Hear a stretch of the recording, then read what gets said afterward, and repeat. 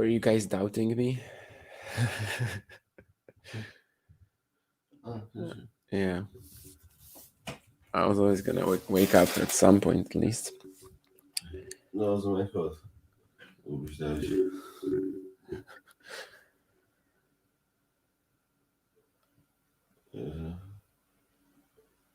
So I'm joining at 2-5 deuce. Third set.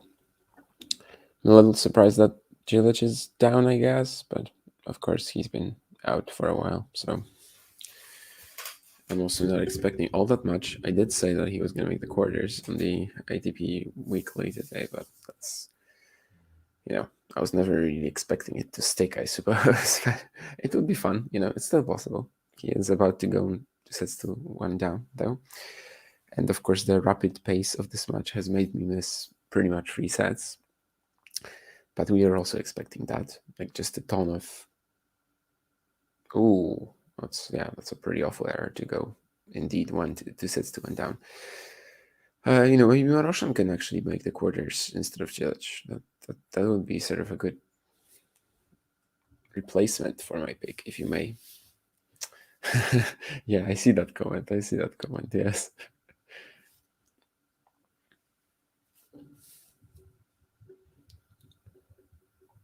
Well, Ghosty, it was even worse, I think, right?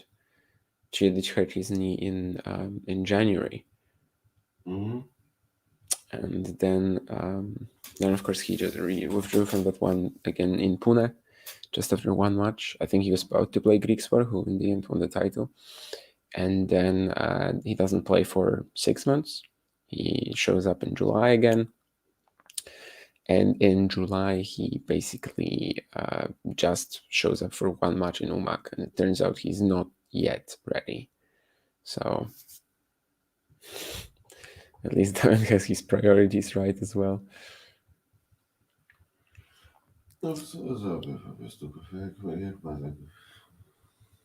Yeah, dates can wait definitely when it's a Grand Slam.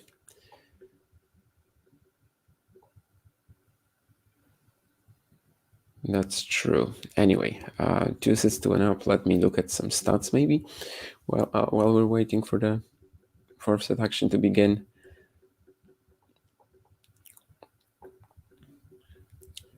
Indeed, it was big tennis news in right now that I actually finally woke up.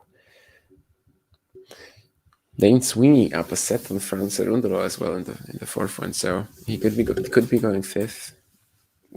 I think we sort of said that if Fran is not on top of his game, this is actually somewhat tricky, and this is relevant as well for this match because the winner of Marožan Čilić will indeed face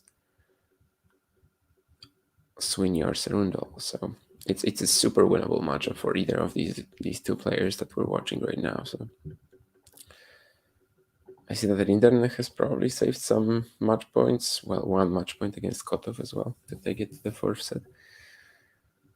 I haven't missed all that much while I was zipping. I did watch most of Arnaldi Walton. I caught some of Sinner. And then the body was like, no, you're not doing that yet, no. But that's mostly Tsurenko and Brunzetti's fault, honestly. I'm going to blame it on Tsurenko and Brunzetti, if that's fine. It definitely wasn't my fault,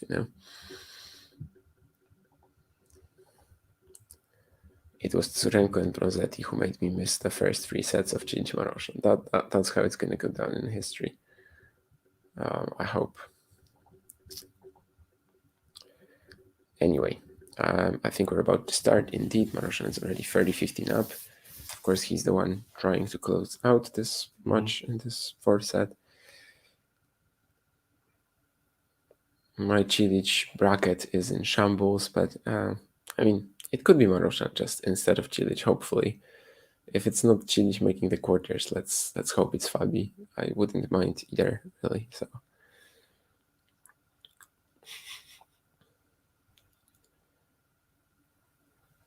it's gonna be barely out, but maybe we're already seeing that. Marožan, who I enjoy, who got to the tour with insane ball bashing, Whereas in Auckland last week when he played Shelton, he kind of felt like lethargic and yeah, just was okay just rolling it back into the middle, which is not really what his game is all about. And I guess especially against Čilić, he needs to go for it. He needs to rush him. Same for Marin as well. Like it's really just a contest of who can get the first strike in. And of course, the serves are a major difference as well, in that who is serving probably will be able to do that, right? And indeed, in that's what we get in this point. A +1 forehand followed up to the net and gives Marožan a chance to clinch the opening game of the fourth.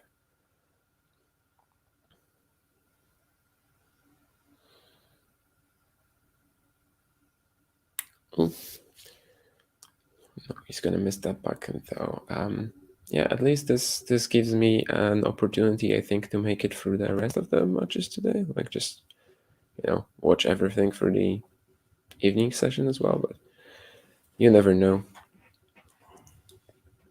Australia is just a different zone. It's a different zone of your mind, not only of your. Not only the time zone is different, but you basically enter a different mode. That one was gettable for Čilić though. He could have definitely had that. One more step forward and it probably would have been fine, but no, he doesn't get the clean contact point after the Marožan half volley +1. So one more chance for Fabi to kick off the fourth, and indeed he gets there.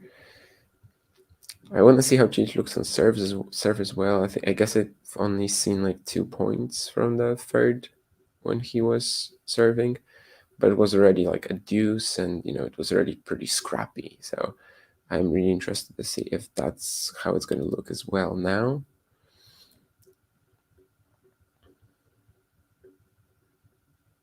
Because I haven't talked about it yet, but of course, yeah, that one match that Čilić had back when he played Offner in Hong Kong, not Offner, but Struff.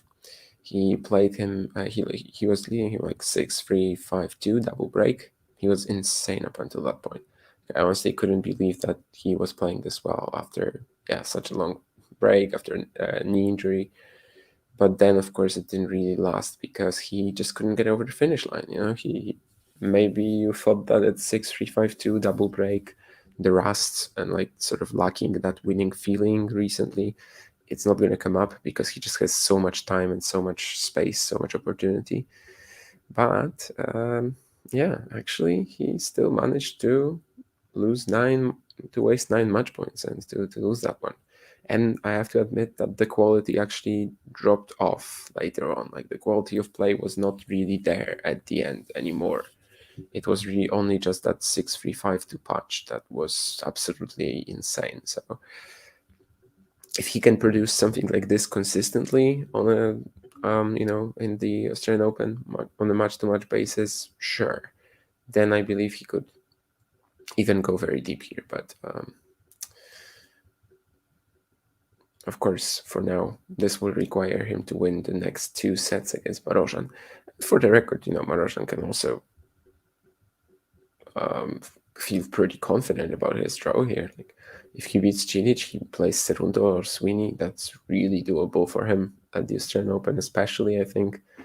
Last year, he looked pretty good in the qualies. And yeah, the conditions generally should be okay for him, especially with how he's serving, right now. And maybe it doesn't let him have fun with the drop shot, but still, obviously, he's such an aggressive player. He takes the ball as early as humanly possible at times. So this also works well for him. So basically, whoever wins this, I do think will have a pretty fine shot at being like one of the dark horses of the event. Well, also because that second quarter just kind of feels inconsequential to how it will play out. Because of course you've got Novak Djokovic in the first, not second quarter, but the second section of the first quarter, I guess. You've got Novak Djokovic in the other half of that quarter, and basically it won't really matter if it's Čilić or Marožan in the quarters, if it's Fritz, Tsitsipas, or whoever in the quarters. But yeah, there's definitely potential in that section there for one of the unseeded players to make a run. Cilic serve looking pretty strong here though, so I'm not complaining so far. Since tuning into that one, of course. Rublev with a breakpoint at 5-all in the first against Cyberbuild, and in fact he has just broken, so maybe making really that extra step now that he needs to sort of break once or win a set, or win a set in a tight one and then break in the second to really pull away, which it would be, I guess, our prediction for the Rublev Sablefield one, right? That it could be close for a while, especially with Thiago potentially being a little underrated on hardcourts, or having some sort of hardcourt potential, but probably just not enough in his B game to trouble Rublev in his base level.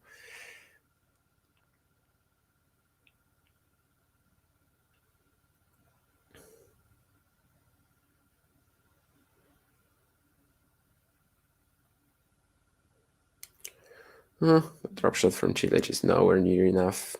I wonder if he's going for it to bail himself out of the rally a little bit.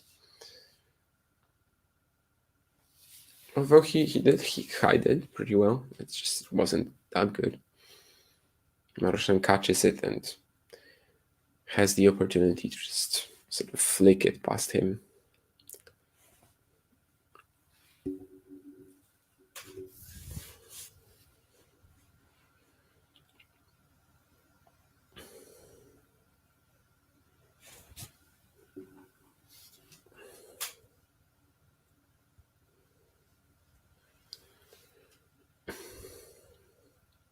Double fault from Marožan to go 30-all, so maybe there's a bit of an opportunity for Čilić. I also think that this might have been caused by Marin's positioning and how he was really aiming to attack it. Yeah, but that ace down the tee will help.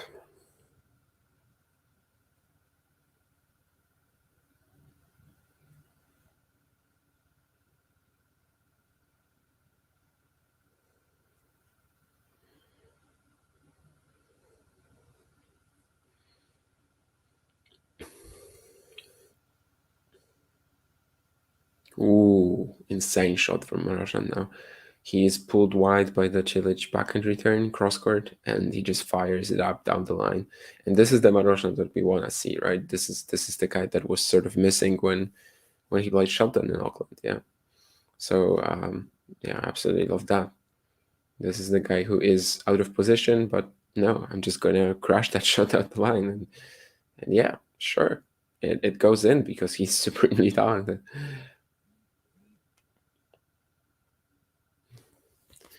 I see that we have Vanj backstage, so I'm gonna add him now. Hello. Hello, how's it going? Fine. I literally woke up at the end of the third set. Yeah, same. I had actually took a nap as well, and I missed I missed all 3 sets of this match. Really, I was following the other stuff though. Are you planning to do that, or did the nap go longer than you expected? It went a little longer than I expected. Okay. Actually, when I put my alarm, I set it for I was supposed to wake up at 6:30, but I didn't realize that I actually accidentally said 6:30 a.m. Okay. So my alarm never rang. I see. Yeah, I was expecting to not go to bed before the match starts, but then Surenko and Bronzetti, of course, wouldn't end, and I don't even remember going to sleep, but I did. But well, we're here now. Hopefully, this match is not going to be 15 minutes from here. But yeah, just the last couple of games that I saw, it was this Maroszan that we were missing from, in the Shelton match. So I'm glad to see it. Yeah. Did you catch? I mean, what was your biggest surprise so far? just like 7 results coming in, right? But probably Shevchenko getting like completely Yeah. demolished by That was Munar. mine. Munar, I Yeah. mean, wow. Like, I mean, yeah, he played really well, but I didn't really like the matchup, I guess, sort of on paper for Shevchenko, because it just becomes such a grind fest, and he's probably more comfortable when the opponent is the more the person taking more initiative. But yeah. still, I figured still it's hardcore. Like he should win it, and yeah, he just never was even close. So that's a bit of a shocker for sure. Was there anything on Yeah, the I women's remember like when he side? played Fritz and Basel, Yeah. and there was 2 tie breaks, and he just sort of worked with Taylor's pace the whole time, and he was just super Yeah. comfortable, just like And it's the same in the Kachanov Mets upset, right? Mm. It's literally the same. Like, he just loves these guys who play with the same pace every single time, and just give him a lot of that, and he can just like sort of like power grind his way to the victory. Here he needs to play on his own, and I'm not saying he cannot do that. It's just slightly less natural, and I certainly wasn't expecting for him to lose. I mean, to win just 7 games. Yeah. I still thought that it's not ideal, but of course he's gonna win. It's Munar on hard courts. Why not? I know, and this is by far Munar's best result in a major, right? Like by ranking at least. I don't think he ever had a top 50 win. I never thought of that, but I guess so. I think he had like a good match at Roland Garros where he lost to someone high ranked. Originally, I was going to say on hard courts, but then I remembered, he did beat Rude, which by ranking, I guess, is a better result in Tokyo. But yeah, I think he had like a good match against someone at the slams, against someone high ranked, but I don't remember who it was even. But I don't think he won it. I think it was like a 4 or 5 setter, but no. yeah. I'm gonna check it, but I don't think so. But on the women's, I don't think we've had anything really that's Well, Krejcikova was in big trouble. She was down like a set and a break to Mai Hontama. Hontama, yeah. Hontama sort of playing like the Tokyo version that we saw, but I mean, she's I knew that would be a little bit tricky for Bora, but then she has some potential, What's that? She has some potential. The match that I was thinking of was against Tsitsipas, 2 sets to love up and around Garros. That's right. Yeah, I completely forgot about that one. Yeah, he was. That was the first round in 2020. Yes. Yeah, that was exactly. after the Hamburg match. Both Rublev and Tsitsipas were 2 sets to love down. So I'm laughing because he also played Nori at Wimbledon, 5 sets. yeah, that's right. Yeah. Which I remember as being a bit of a hilarious He's result. had a lot of those type of 5 sets against Karatsev as well. 2 sets to love up on Schwartzman at Roland Garros 2 years ago. I remember that as well. Yeah. So actually quite a few 5-setters. But this is his second best Grand Slam win. The first one being over David Ferrer in 2018 at Roland Garros. Ferrer was 41st at the time. Oh, 41st. Okay. Oh, wow. All right. Well, okay. I guess on a hard court, though. Yeah, on a hard court major, this would be his best. Yes, at a hard court major, this would be his best. This would be his first top 50 win at a hard court major. Yes. Mm-hmm. And that's after losing to Luka Van Asch a couple of days ago, and someone else as well. But yeah, Casper Ruud, of course, a win over the world number 3, and also Zverev in 2019 in Marrakesh. That's the 2 top 10 wins that he has. So it's on a hard court as a whole, no, but at a Grand Slam, yes, that's his best win so far. Right. And I guess there's also a big gap between that win over Ruud and his next best hardcourt win, which would be Rublev at 2018 Winston-Salem, where Rublev was 37th. Yeah. There's also one over Tiafoe at the Mexican finals. Rublev actually could have broken through even sooner, but he just had a really bad back injury. Yeah, 2017 US Open quarters already, of course, which was probably like honestly the most excited I've felt about watching him play. Yeah.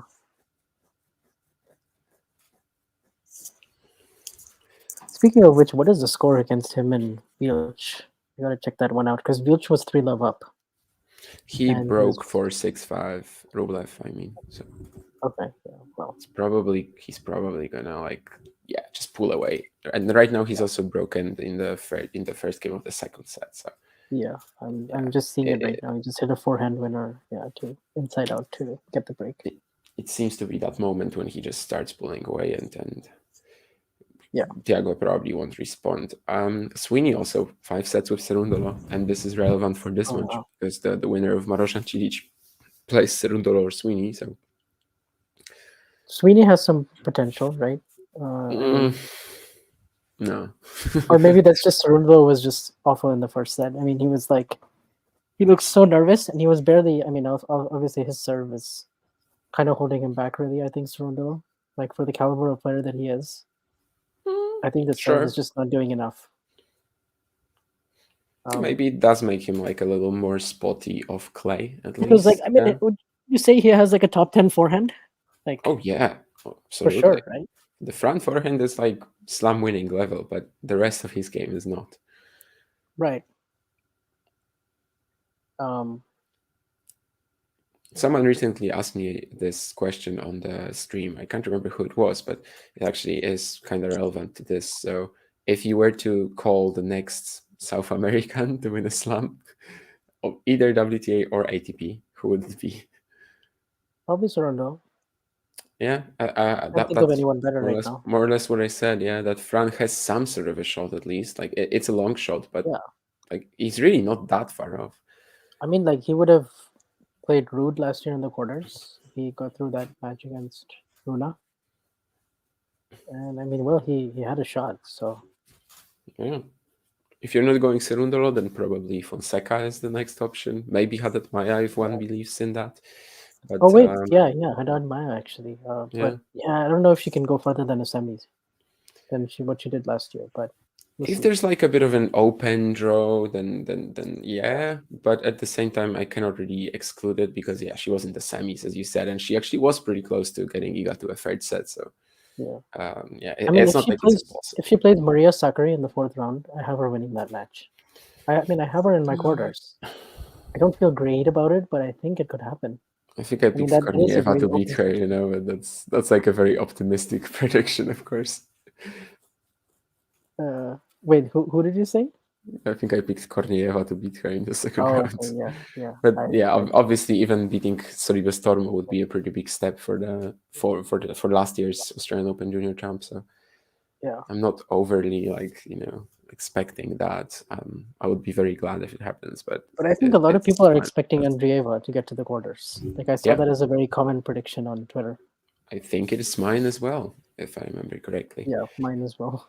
Especially, I think it was the matchup with Krejcikova where I'm like, she always beats Krejcikova. So yeah, it's a little bit like the like this section of the draw that we're here right now, Marožan Čilić. Like it doesn't really matter because whoever makes the quarters is getting beaten by the top seed in the quarters probably. But there is upset potential. There is like a chance for a dark horse there, at least in terms of getting to the quarters. So just like here, I think either Marožan or Čilić could have a huge run as well. Mm-hmm.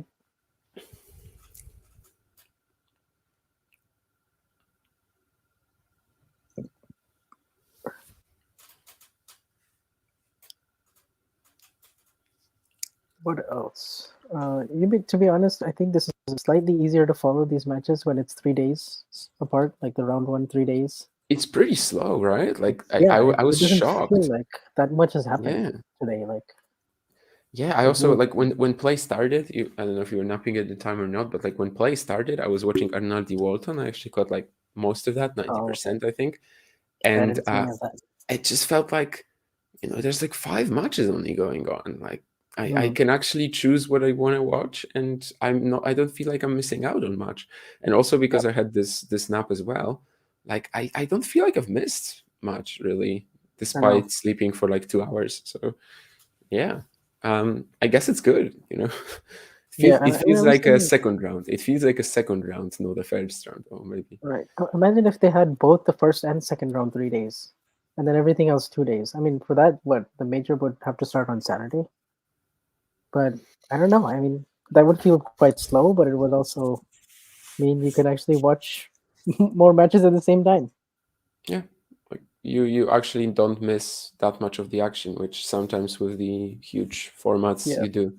Qualifying, of course, when it was like 64 matches in one day, they were using like 15 courts, so it was impossible really to follow everything.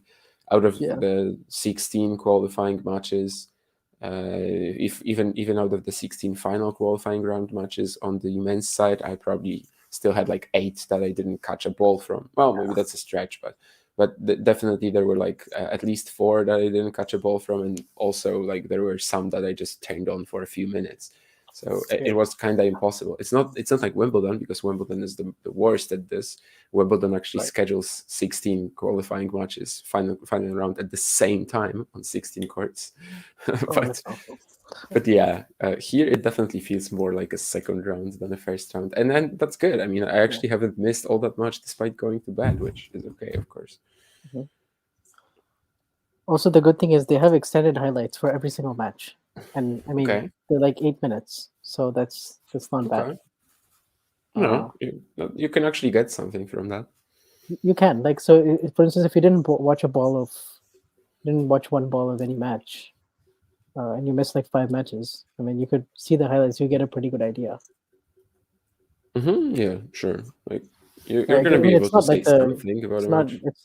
it's definitely not anything close to the 3-minute highlights that Roland Garros and Wimbledon put out, which you might as well just not watch those because, well, you're not getting anything from those. Yeah, I can't remember which 5-setter I recently watched like that. Like I was like, I want to see some highlights of a particular match. I can't remember what it was, but literally put on the 3-minute highlights and was just laughing, at how I irrelevant that mean, was. 3 minutes, Yeah, but like, what 1 minute of it is this music and players walking yeah, on court. music, So the it's intros, the transitions, and then also like it's 5 sets, so they literally showed me 1 point through from every set, more or less. And they weren't even good points for the most part. Like there was some routine return +1 from someone, and literally it was not even an important point. So yeah. Well, what can you do? But the US Open is amazing because I mean they do that and they do it for the qualies also. They do extended highlights for the qualies. And they have every single match like on their website. I mean, either the full match also and also the extended highlights. And their extended highlights are long. It's like 20 minutes plus. It's like almost watching a condensed replay of the match. But yeah, obviously much shorter. Looks like Aliza Cornet is about to go out as well. Of course, just 2 years ago she was in the quarterfinals here. Yeah, So she looks kind of done to that me now. feels a long Ouch. while. Yeah. That feels like it's really far away from that now. But also she said that like this might be her last year. So Okay, well, I mean, she said that 2 years ago, and then went on a run. yeah, more or less. But yeah, the Olympics could be a nice target if she even gets in, though, because that's Right. and of course here she actually needed that wild card to keep up her insane streak of consecutive Grand Slam majors she's appeared in. What is she at now? Like 70 or something? 110. Ah, no. No, I thought you were about the rankings. Okay. Yeah. About no, the I mean streak. like the Yeah. streak. Yeah, Yeah. yes. She's at like 70, around 70. Yeah. I would have to check. I don't exactly know, but she basically since 2007 Australian Open, so it should be pretty easy to count, right? So you've got 3, 6, That's a pretty good streak. 9, 12, 15, 17 years, I guess, because Wimbledon doesn't, of course, it wasn't held in 2020. So I guess think it it's was 17 times 4. 7. So must be 68, I think. I think Yeah, it's yeah. her 68th. Very close to 50% win rate at all the slams, basically. Only that one quarterfinal Australian Open 2 years ago. What was Federer's record? It was like 64 or 65, and then he withdrew from 2016 RG. Yeah, something like that. But then you also I had think, and Seti then and, of Lopez. course, Feliciano Yeah. Lopez. Yeah. So I think Lopez might still be like one ahead of Cornet or something like that. I don't know. But well, if they gave her the French Federation wildcard for the Australian Open, I guess for Roland Garros as well, it should be there. Yeah.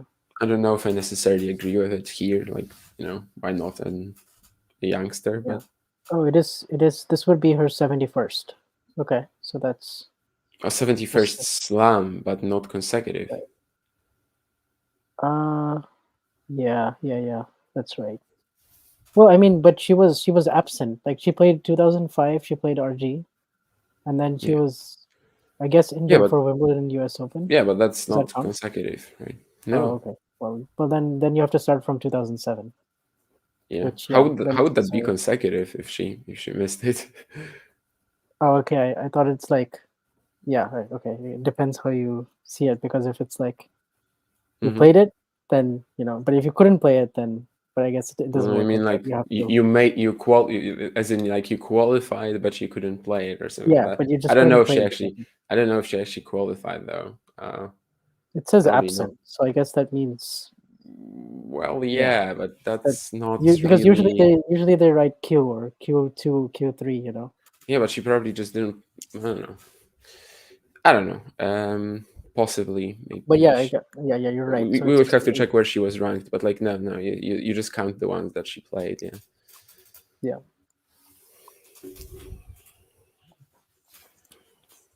Cilic holds for all as well, not really being not really being moved in this set so far. So that's good, of course, for him, since I started reading a bit when I woke up and heard that like the movement from Cilic maybe isn't looking that bright Oh, compared is it? to the Yeah. rest of his game. I'm not saying he's injured or something, but it's just looking 37. Let's call it like that, or like it's just looking 1 year away from the sport. But he got that winning feeling again after beating Murray at an exhibition. I don't know. Yeah. Usually I don't read into exhibitions, but I think that match you can That's read a actually little quite more into than important, normal. right? Yeah. That's Especially quite when you don't have important, I any think. matches on Yeah. your confidence. Yeah, like you basically only have 2 matches to go by in 2023 where he was just not fit. So I think there are 3 players who I started looking at like exhibition results this year. One of them being Čilić, indeed, because I was just like, okay, so he at least he won a match after that 9 match points wasted against Struff. It actually matters for him. There was also Francis Tiafoe, who I just felt like if you're losing all your matches in exhibitions and you are just okay on the tour, it's fine. But if you're in a bit of a slump and you're also not winning exhibitions, maybe that matters. And also Carlos Alcaraz when he beat Djokovic, I think that's also pretty important, just in showing that he's healthy. And I think they were really like desperate not to lose to each other. Did you have Čilić beating Tiafoe in your bracket? Yeah. I didn't go. Did you go for that? Oh, okay. Yeah, I did. I can't remember whether I had him losing to Čilić or I had him losing to Mahach. It was one of I the two. had Čilić losing to Mahach, so it doesn't really matter in the long run, I suppose. But well, Mahach, that's still that question of like whether he's actually fit, since he lost in 48 minutes to Alex Bolt last week. But he won the first set against Mochizuki, so hopefully no By the way, issues what are the there. shocking results of the season? I mean, Cerundolo won 2 games against. Who was it in? Was it in Auckland? Cerundolo won one, I think, against Alexander Miller. Yeah. Yeah, 6-1, 6-1. I mean, and the Auckland. Didn't he get bageled? Didn't he get bageled? I think he won the game in the second set, but In one set, I think. But I think it was 6-1, 6-1. Cerundolo Miller? Mm-hmm. Pretty sure it was a bagel, but let me check that. Definitely Mahach lost 1-6, 1-6, yeah. Oh, it was 1-6, 1-6. Okay, never mind. Yeah. Maybe I saw like a 5 love while it was happening, and I assumed it was a bagel. I don't remember. But it was indeed 6-1, 6-1. So both Cerundolo and Mahach, in fact, losing 1-6, 1-6 just before the start of the event. But it looks like Cerundolo has the edge right now. I mean, he has a break in the 5th, so we'll see. Yeah, he has so much more quality than Sweeney. But if Dan can just keep grinding and sprinting, of course, he's one of the fastest players on the tour. I still have this point that sort of just lives rent-free in my head when it comes to Sweeney. Last year against Kazo, and then at one of the Indian challengers, like the scrambling was insane. He actually loses the point, but the athleticism he shows there, he's on the floor, then he's chasing down the lob, then he's chasing down a drop shot. and he just barely misses the final stroke. I watched some of the first set, and he was actually attacking France serve really well. His forehand was really good, like when he was in position. And actually, he pretty much dominated the first set with the one break. And I was like, okay, I don't know if he can keep it up, but France certainly has to find some answers. That sounds nice. But I think probably Zizou Bergs probably would have won if he was like fit, right? Yeah, I think so. I mean, still a chance for Zizou to get in, and he's a guy who wasn't injured in the final qualifying round. He didn't handle the heat, but he certainly still could win a main draw match, depending on the draw, of course. So I am really hoping for Zizou to get in, but we'll see. Of course, if he was, for example, drawn second and he played Carvalhais by now, he would be the favorite there. Gaston, I guess, every time I Google the weather in Melbourne, it has it like really cold. I mean, it's like 70 degrees right now. Yeah, the next week or so is supposed to be much cooler than the qualifying. Yeah, the qualifying, I think it was on the third day, but on the four. Yeah, it was like 30 plus, right? Yes, it was, and it was like whichever stream you put on, there was a player who was just barely walking. Yeah. There was that moment when like Diallo was, of course, he just lost it physically against Goffin. Like that's how he lost the match. There was Shelby who didn't, I guess, recover from the Medjedovic round 2 and also had the heat with the struggles with the heat. Bergs retired, of course, but the only player on the men's set to retire in the final qualies round. And also, Mayo was a bit of a different case because he fell and that's how he injured his ankle or something. But still, it was like everyone was almost done by the end of the third sets, which was actually pretty impressive then to watch Jesper de Jong against Carabelli, because both of them were just fully fine after like 3 hours of play. And especially, I guess, for Jesper, that was huge because Ugo Carabelli, you expect to have that sort of endurance. Whereas de Jong, he also had like mono in 2022. So there was a point in his career when that actually wasn't at all the case. So I guess for him, it was a huge one. Yeah, Medjedovic, I was pretty sad to see. Basically, his body gave up in the third, and he just could not move at all. His back was definitely bothering him a ton. He was just rolling in second serves, kind of like not chasing down balls that were like within his reach. And like so a bit of that is on him for not closing it out, I guess, but still. Yep. I am still a bit angry about that. Like when I think that we have Omar Jasica in the draw right now, and he's obviously like not gonna win a match. We could have had Medjedovic in that one, and can you imagine Medjedovic who would catch round 1? I know, that would have been must watch. And then Manchik potentially in the second. Yeah. So of course it's a fantastic story for Omar to get there, but his major prospects definitely not quite as huge as Medjedovic. Honestly, even Shelby, makes the first round against Hurkacz very interesting. But yeah. Either Shelby or even, I thought Svida would beat Omar, but that didn't plan out. I guess it was a bit of a perfect draw in a way for Jasica because there was like no one to expose his lack of weaponry. It was just like combination play and it was all the trickery sort of that the other guys also employ against him. So in a way, I mean, I would have loved to see one of Nava, Svida, and Nakashima, at least one, get to the main draw, but didn't happen. Yeah. I guess Nava was the only one in the final qualies round. He did play okay, but just didn't take the break points. And lots of easy holds so far. 6-5, 69 seconds only in this game for Fabi to hold. So of course that was pretty quick. This could very well go to a fifth. Yeah, Čilić has to serve to stay in it now. And if it goes to a fifth, do you back Čilić? I mean, he has a very good 5-set record. He should have the edge because of his experience, but it's such a quick match as well, so I don't think physicality matters all that much. I mean, but what's been the time? It's been like 2.5 hours. Like It's been very quick. Yeah, Well, who it's seems been- who seems on the front foot right now though in this set? I think it's Maroszan. So in a way, I would actually still back Fabi, I suppose. But yeah, the fact that this is such a quick 5-set match, if it happens, then that helps out Čilić. Yeah. Does Fabian have like a history of struggling physically in long matches? You'd probably know this better than me. Not really. Like compared No. to the other Hungarians, Piros Valkus, he's been like so healthy in his career. And yeah, can't really say that. I mean, 5 sets against Gasquet last US Open, he managed that. Yeah, I mean, his matches never go long.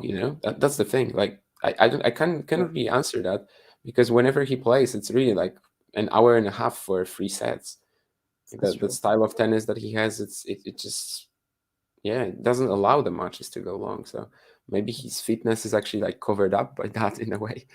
And he finds this sweet backhand return too. I don't know why. Maybe I just read that on the flash score. This thing on the flash score description where this writer pointed out that he struggled, and I was like, really? I was surprised because What was that? I never heard that. Was there a match pointed out there or? No. Let me see if I can find. I mean, they don't show the bio once the match starts. But yeah, I don't think it's gonna be there. Yeah. But like, yeah, it said something about a history of physical issues. I don't know. I mean, yeah. I mean, he is just like the same physicality as the other 2 guys from his, of course, his peers from the Hungarian golden generation, if you may.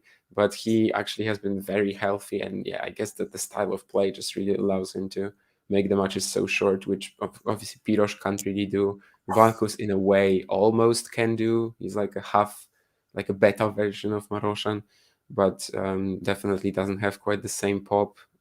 It's quite the same ability to overwhelm the opponent, and Piros has to like grind it out. So I think it does help him that he just all the matches are so short when he's playing. Yeah. Now he might have a chance to even clinch it though, as it's 15-30. Yeah.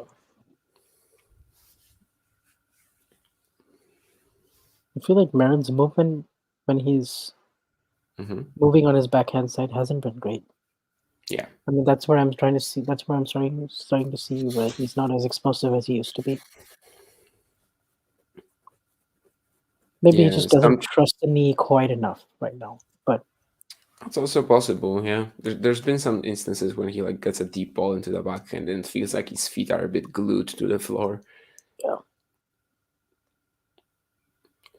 That was a very makeable second serve return though. Big kick on the Čilić serve, but potentially something to look at if Marožan loses the match. The thing about Čilić, he reminds me a little bit of Kvitova on the women's side, where like, I mean, if he's just feeling it, man, on his serve and his first strike tennis, good luck. Like, it's Čilić. Čilić kind of reminds me of. He reminds me of Kvitova when they're both just peaking. Kvitova, okay. Yeah. Maybe it's just the linear way of striking the ball and just kind of how they just had these random peaks in their career.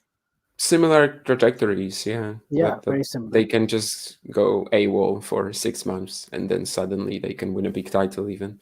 Kvitova, I guess, has had more success, but it's not that much more, I guess. I guess more in terms of the play style, and also, I mean, it's similar. Like, I mean, they made 3 major finals. I mean, sure, Kvitova has another slam, but yeah, I don't think Čilić is winning this in 5. Like when you see the 6th point of the game, the one that, like he's barely moving now. He would just need to be like serving from a tree to have any chance, Oh. Yeah. I think if you force him to, well, maybe he can win this set, but if you force him to win at least, movement and the way he pulled up afterwards, oh no. Yeah, if you force him to win at least 6 games again, that's probably not happening. He might still run away with this one though. Who knows? I guess it's looking even worse than when I said that, because that back then I was like, oh, he's still holding comfortably. Maybe he has some scoreboard pressure, but we see that now.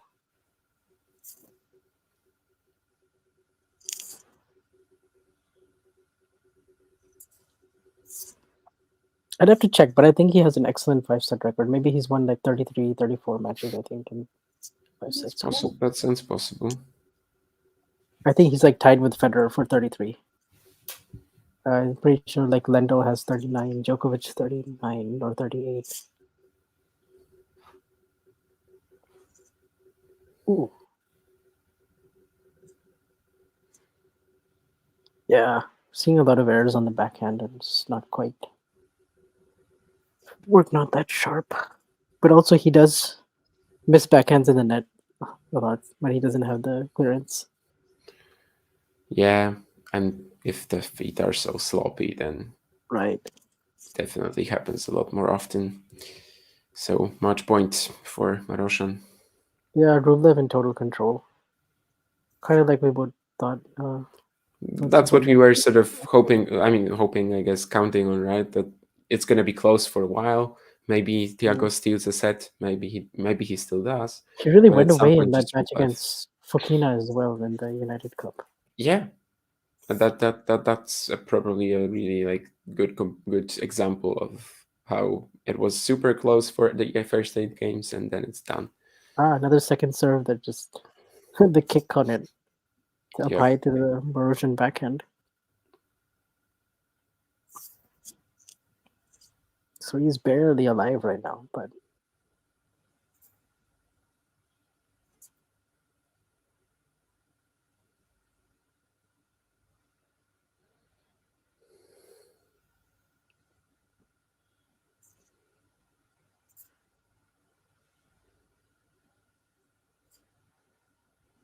you can tell when Čilić starts to get tight because the number of ball bounces just go way up. Gotta concentrate even more. Yeah. Yeah, that's not really gonna cut it.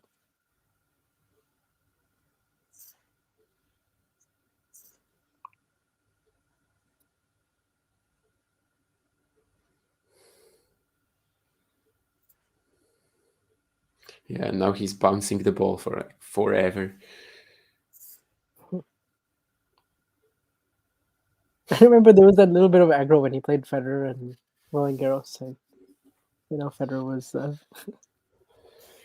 bit annoyed because he got a time violation on the return. Let me tell you, it's gonna be worth it for him to bounce it 40 seconds. He kind of has to. Oh. Yep. A little bit of foreshadowing there, or you're just a point ahead. I am a point ahead, yeah. But indeed, he just hit an ace after bouncing the ball for what seemed like ages. So back to deuce, 2 match points saved by now. Maybe Cilic can have his own, Struff story from Hong Kong. For every match you lose where you waste match points, maybe you have one coming where it'll go your way. Yeah, That's just kind of how tennis works. Unless you're Djokovic. Yeah, then you just win everything, and then you're just greedy and you just keep going and going and winning and winning.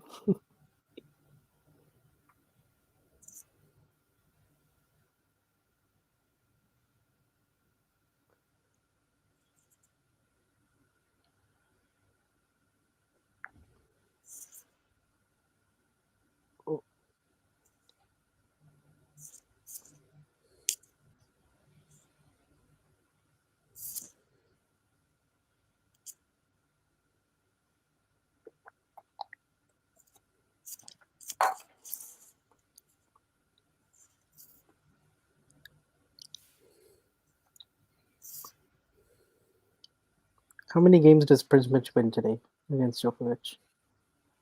4 or 5? Wanted to say 5, but then I thought if I don't want to give it like a little bit more, I think mostly if he's going to be winning games, it's because Djokovic will have some sloppy moments, and it's just such a bad matchup because Prismic is all about giving that rhythm to the opponent. When the opponent is the word number 1.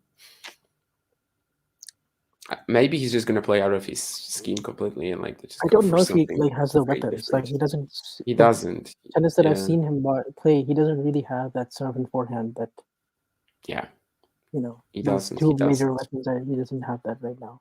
Maybe he'll develop it later. But he could also just play something completely different than usual because he's trying to beat the word number one and like Yeah, maybe he can go back. redlines. I don't know, but Yeah, it's I think it is possible, but still, kind of has he to. just gives too much rhythm to Djokovic, I think, to really have a Like, shot in that one. he has a very solid backhand, but like, I mean, you're not going to win the match, going backhand to backhand with the best backhand in the world. So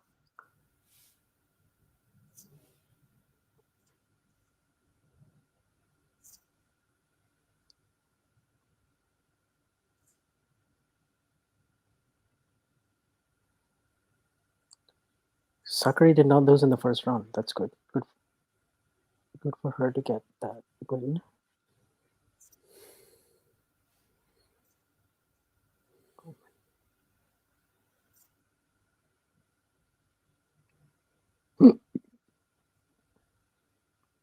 Another backhand error.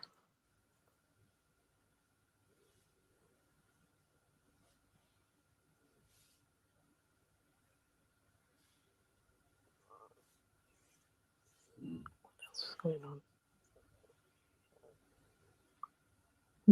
Kotov and Rindernesh in a fourth set tiebreak.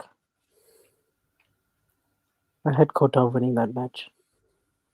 Yeah, Kotov is just pretty insane in terms of his form, right? Like the final in Stockholm, the semis in Sofia, and the quarters in Hong Kong. Literally, his last 3 events. And Fabian Marožan wins against Marin Čilić. This time he had him on the back foot on the third match point finally.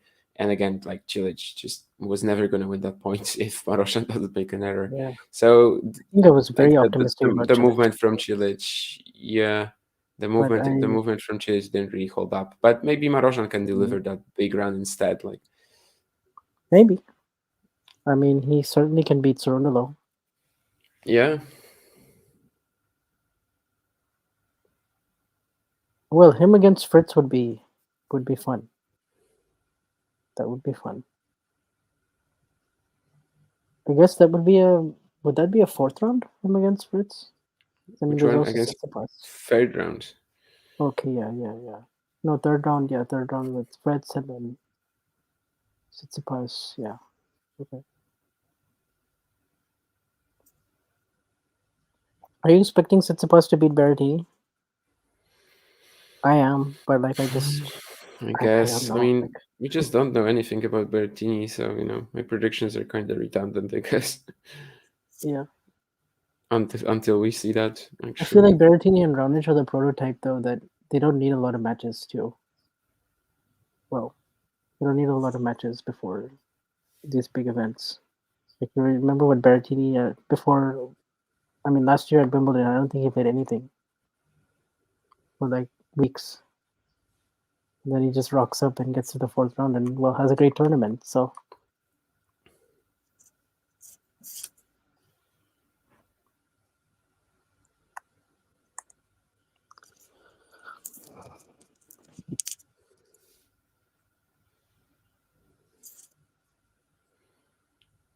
But yeah, that's actually it for Maroszan and Čilić. As you said, Kotov Rinderknech in the fourth set, Rublev already 2 sets to love up. And the next rival for Marožan definitely is going to be Cerundo. I would say Fabi is like the slight favorite, maybe even. Yeah, I agree. Looks like it. Garin took the first set over O'Connell. He just dominates this matchup. I don't Garin is another understand player it. that man, he's so hard to predict. I just don't understand Christian Garin. I just don't get him. I never will. And he also dominates this matchup for some reason. Against O'Connell? Yeah. I mean, 2-0, but and twice in straights on hard courts, which is not really something you would expect. 6-4 finals of Toronto qualies. If he wins it again on hard courts, that would be pretty. Like in straights again, it would be pretty weird. He's of course a lot better than most clay specialists on hard courts, but I mean, still. Theoretically he should be, because like he hits like so flat, on the backhand. Yeah, it's just not stay so low. I mean, grass actually kind of makes sense to me. I mean, it's not totally. He's actually really good on return, and also the flat hitting compared to other clay goats, definitely. Brenda Frugvido has also won the chance to get demolished by Arina Sabalenka by Okay. beating Anna Bogdan. I'm much higher on Brenda than I am Linda. I'll tell you that. Oh yeah, oh yeah. She's like better in every aspect, literally. Mm. Linda has the WTA Tour title, of course, but yeah, she didn't really Yeah, and the stick. fourth round last year, she beat Fourth round Vondrousova. last year as well. It was a wild run, yeah, beating Vondrousova. But that's kind of as But good as it got for her the whole year. So she didn't really stick. Of course, Brenda is 3 years younger, so just gets a lot longer. I guess the other matches I'm kind of interested in, Samsonova and Nisimova. I'm interested in that one. I'm interested in the Vekic, Sure. Pavlyuchenkova, Townsend, Badosa. I mean, those are all like interesting matches to me. But I mean, also even is Sigmund today. Androva is kind of a good one. That's today? No. No, that's tomorrow. Yeah, Badosa as well. Yeah, but yeah, I mean, tomorrow. today is also Soribes Tormo Kornieva. I'm definitely watching that. I will try to see Linette Wozniacki as well. I'm expecting a Wozniacki win. Same, yeah. Yeah, it's just not the type of matchup that Magdalinette was winning all the time at the Australian Open last year. When she doesn't have that pace to work with, I think she might struggle for a little while at least. Yeah, and on the men's, I guess there's a lot more coming as well. But is there really like anything that stands out? For the today, men's I mean, probably less interesting from now on until the yeah, end of the day than the women's. yeah, there isn't that much interesting. Rinderknecht saved a match point in the third set and now has a set point to get it to the fifth, which would be a bit scummy, but well, that's how the tennis system scoring system works. Gotta actually close out.